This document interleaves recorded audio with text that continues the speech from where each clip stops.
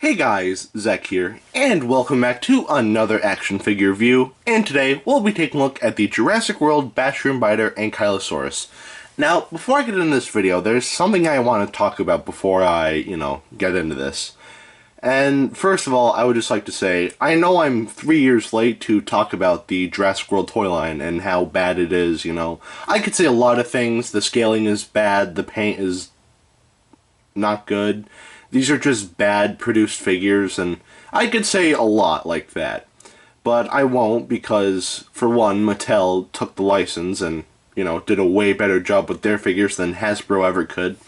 And the other reason is that, well, I don't think there is another reason, to be honest. I think I was just saying another reason, well, I don't know. But anyway, yeah, so I'm reviewing the Jurassic World figures now because I wanted to do everything in order.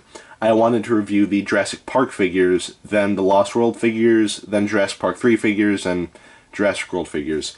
After I review the Jurassic World figures, I will take a look at the Jurassic Park Pop Finals, and then I'll review the Jurassic World Fallen Kingdom Legos, and then that's when I'll review the actual Fallen Kingdom figures. And after that, I think that's it. I think that's pretty much it for Jurassic Park videos. So, yeah. I'm not, like gonna stop after that entirely. If I do get new figures, then I'm definitely going to review them, but, yeah. For the most part, it's just, yeah, I think, yeah. Because the thing with me is that I'm not a collector who collects everything. If I see a figure that interests me, I'm gonna buy it, and there are a lot of figures that interest me, so I buy them. So I'm not gonna have like everything, but I'll still try to get a good chunk of things if you understand where I'm coming from. So yeah, again, I know we're only at the Jurassic World toy line right now.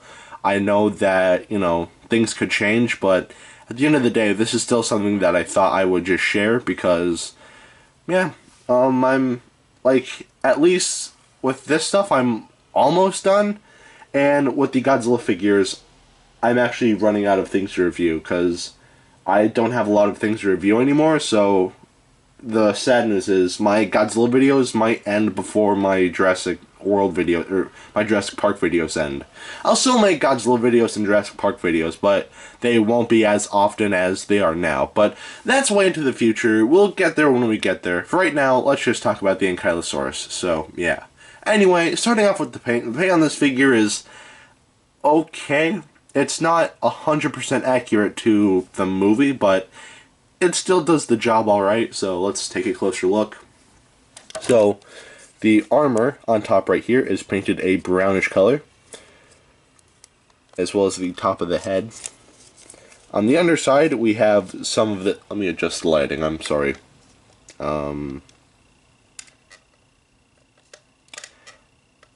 I think... I don't know. Yeah, it looks alright. Sorry about that, but, yeah, the underside is a grayish color, which looks alright.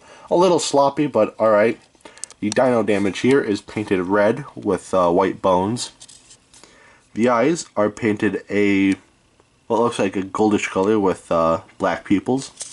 The tongue is painted pink. And that's pretty much it. We have the JW logo right here. Which, alright, if I will say anything positive about the paint here, I will say that it is nice to see the figures have the JW logo here, and that's something I'm not too keen on with the Jurassic World the Jurassic World Fallen Kingdom figures, is that they don't have this anymore, which isn't the biggest issue. It's just that this was just, a nice little thing to have on Jurassic Park figures. But yeah, kind of like, I hate to use this word, but to give off that like nostalgic feeling. I know, like, alright, I'll just stop. But, yeah, that's pretty much it for the paint on this figure. There's not much, and the paint on this figure is alright. It's not the best, but it's just okay. So the paint, it gets a pass and a half. Now we'll take a look at the articulation, and the articulation on this figure is a little weird, if I'm going to be honest. So, the front leg can move about that much. The back leg, this much. The other front leg, this much. And this leg, if you move it backwards, then that makes the tail move, which is neat, but the thing that weirds me out is if you push it forward, it kind of does that, which I don't get that. The Ankylosaurus was not a turtle whatsoever. I don't get why it did this. Okay, that's a thing that it can do, so. Alright, Ankylosaurus was a turtle, I guess, but that's pretty much it for the articulation on this figure. It's a little weird, considering that you have, you know, this going on, but other than that, the articulation is basic, so it gets a pass and a half, I guess, so, yeah. Now I'll take a look at the sculpt, and the sculpt on this figure is, well, it's not perfect, but there are a lot of things that keep it from being good.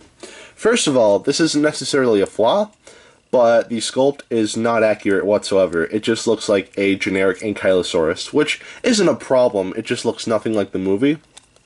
Another thing I don't like about the sculpt is that right here, this dino damage is permanent. Unlike the old Kenner Jurassic Park figures, there's no way to cover that up, that's just there. And it's a real shame because a lot of people complain about this, and I don't really like this either.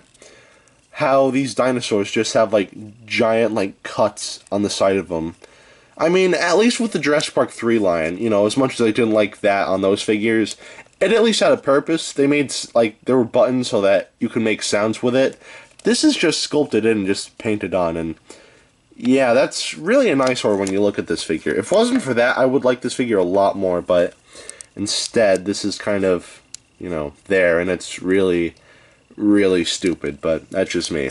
Also, another thing I really don't like about the sculpt is that if we flip this figure over to the other side, you can see that there are bullet holes. There is one there, and one there. And that is to keep the screws in, so this figure doesn't just fall apart. And I feel like they could have done a much better job with this. They could have, like, covered him up or attached the figure in a different way and said they had to do this, which, alright, whatever, so, yeah. And that's pretty much it for the sculpt. It's not great, so the sculpt does not get a pass. Now I'll take a look at the detailing, and the detailing on this figure, again, is pretty weak. So taking a look at the head, we have some minor scales and minor, you know, crevices, which look alright. Going to the side of the body, the paint really messes up the detailing, which is why everything looks pretty bland here.